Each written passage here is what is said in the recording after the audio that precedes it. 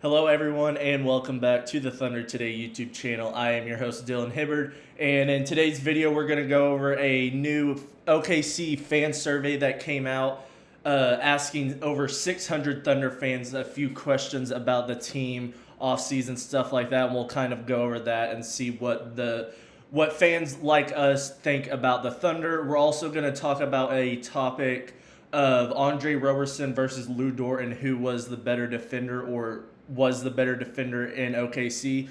We will talk about Alex Caruso opening up as the sixth man of the year favorite. And then at the end, we will wrap it up with a possible free agent signing or trade acquisition for the Thunder throughout next season. But first off, a new survey for OKC fans. It was a survey that had over 600 OKC fans just kind of ask questions and see what fans thought about off-season stuff, how they think the Thunder will do this next season, etc. And the first one is actually asking fans what they thought the Thunder's off-season grade has been so far, and nearly 74% of all of the fans in this survey said that it was an A off-season, and then 24% of the remaining was a B, and then the rest to make up the 100% of the pie chart was C and below. And this is interesting because that means 3 out of every 4 fans you talk to believes that the Thunder had an A offseason. And for that 1 out of 4 thinking it's a B, it could be a thing of they just think we shouldn't have extended Chet and Jada with as much as we do. And maybe they think that with all the money that we're giving out, we're going to run into apron problems. But to me, it was without a doubt an A-plus offseason. So I agree with the majority right there. The next question that was asked was, what is their win total going to be next year? It was all the way up between 60 to 70 and all the way down. And 80.1% said the Thunder will be winning between 61 and 70 games. That means most people on this survey believe the Thunder will be right in there in that 60 to 70 win range once again. And the remaining 19.9% believes that we're only going to win between 51 and 60. So a good chunk of the fan base in this survey believes that we're going to take a step back and might not even be a possible 1 seed. But like I've said many times, I think if we're able to stay healthy, we're without a doubt going to be able to almost get to that 70 win mark that we were only 2 wins away from this past season. The next question that was asked is, how far do they think the Thunder will be going into the playoffs this upcoming season? 74% believes that we will be going back-to-back and making it back-to-back champions for the first time since the Warriors in 17 and 18. 15% believe that we will make it to the finals, but we're not going to win it. We'll lose in the finals. And then the remaining 12.5% to 13% believes that we will lose in the Western Conference Finals. I think this solely relies on matchups in the playoffs. I think if we run into a team like the Nuggets in the Western Conference Finals and they give us trouble once again, I could no doubt see us faltering and losing in the Western Conference Finals. But I think if we do make it through the West again, I don't see us losing to an Eastern Conference team. I think even if we play a team like the Cavs and the Knicks, I think the Thunder are just better than both of those teams in every aspect of the games. And the last one we'll go over, there were a bunch of more questions asked throughout the survey, but one that kind of stood out to me was them asking what fans thought about our draft class with Thomas Sorber and Brooks Barnhizer. And actually, more than majority of the people, 57% believes it was only a B draft. And 34% believes it was an A draft, and then the remaining believes it was actually a C, so pretty average draft. So for the majority, people think that this draft class was just kind of above average. They don't think that we did anything outstanding or anything. They think it was solid, but a majority of the Thunder fans in this survey believe that we just had a B draft class, and maybe they'll change their minds once we see Thomas Sorber out there possibly, or maybe Brooks Barnhizer is like the A.J. Mitchell of last year where he gets big minutes early on and he takes advantage of those minutes. And like we've seen in the Summer League with Barnhizer, he's a steals machine and he's looking like he could replace Caruso in that defensive role. So it's going to be interesting to see how those two go. But it was an interesting survey. I recommend you guys going to check it out and seeing what all the different questions were asked, because obviously we weren't going to be able to fit all of those into this video. But we'll transition now into talking about a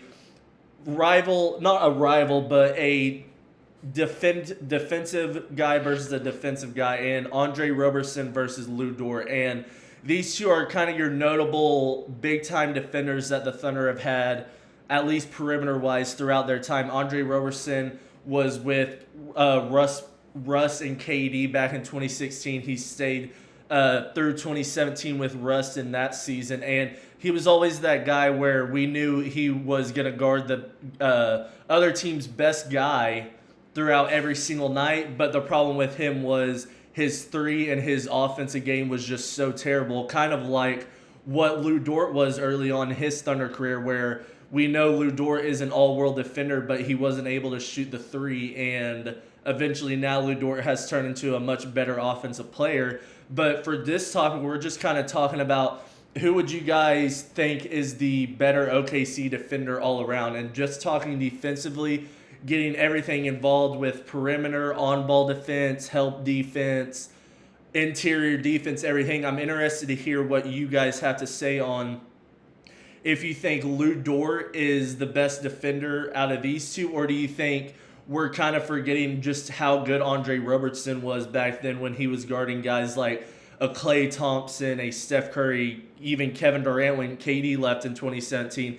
They put Roberson on KD in that first matchup against the Warriors. So I think you kind of have to look at it from what do you value most. Do you think Lou Dort is probably that bigger, bulkier guy, and he probably plays a bit more rough defense, but from Andre Roberson's side of things, it just felt like he was able to get a stop every single time down the court, and people know he was one of those guys that was defensive first before it even became a thing for the Thunder. He was one of the first guys where the Thunder were more focused on his defensive game than his offensive game, because you had Russ out there averaging a triple-double, so you didn't need as much offense around Russ. You needed more defense because Russ wasn't the greatest defender, because he was so focused on scoring on the offense, because there was nobody other than Russ who had that ability to go out there and score. So I'm interested to hear what you guys have to think. Do you guys think it's Andre Roberson, or do you think Lou Dort is the better defender in their time with OKC? You guys will have to let me know that down below. But now we'll get into Alex Caruso and some six-man. He's opening up as the six-man of the year favorite. Some voting came out with some experts, and out of 80 votes, Alex Caruso had 66 first-place votes for six-man of the year behind Naz Reid with 14. So he is clear-cut the favorite to be six-man of the year. Like I've talked about already this week, I thought Aaron Wiggins has that chance if he wants to take that jump.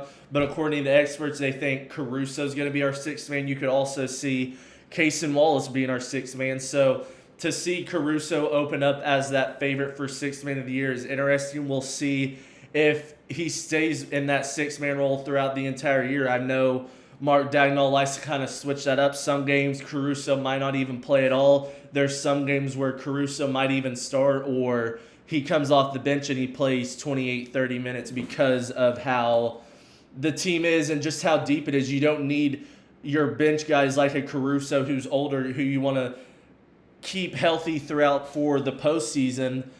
You have these guys who, while you're so deep, that you can go to a 13, 14-man rotation and still be fine. And I think that's what they're doing. So I'm interested to see if Caruso will actually be able to do that. I know there's a lot of six-man contending guys throughout the entire league, just how the league is built now. You almost always have that kind of scoring first guard off the bench. So to hear a guy like Caruso, who is not nearly as big of a scorer as probably these other guys who are going to be in contention, he's more defensive oriented. It's interesting to see. So you guys will have to let me know down below if you guys think Caruso will be able to be able to get that six-man, or do you think his lack of scoring ability might not be able to get him there, or just the fact that the Thunder might roll out so many different guys in that six-man role that he won't get enough traction in that role?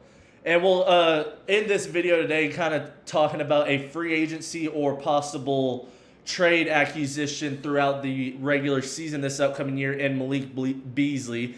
Beasley is expected to be owed around $8.5 to $11.5 million throughout this next year, and he is a defensive and three specialist, and that's exactly what the Thunder need. They obviously love their guys on defense, and to be able to go out there and get a guy who can shoot the three ball so well, and that's really what the Thunder need. We talk about it. We think the Thunder's biggest weakness going into next year is going to be their three shot, and we saw it throughout even their finals run that at some points throughout the playoffs they were struggling to hit threes. And you have guys like Isaiah Joe, but Isaiah Joe wasn't consistent enough to be able to get those big time playoff minutes because you were rolling out Caruso, Wiggins, and Wallace, and you were really only doing an 8-man rotation for most of the playoffs. So Malik Beasley could be one of those guys. Maybe you trade Isaiah Joe and another guy or some picks to the Pistons so